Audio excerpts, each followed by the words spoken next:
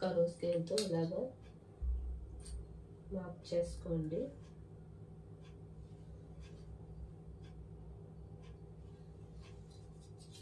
అర్థమైంది కదండి.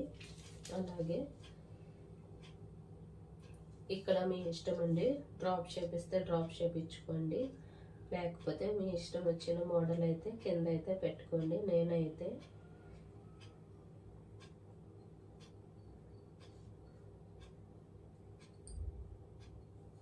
One inch ఇక్కడికి మార్క్ చేసుకొని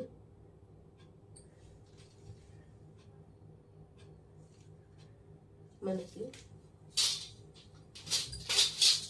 కస్టమర్ యొక్క బ్లౌజ్ నడుము అయితే ఎంత ఉందో కొలుచుకోండి.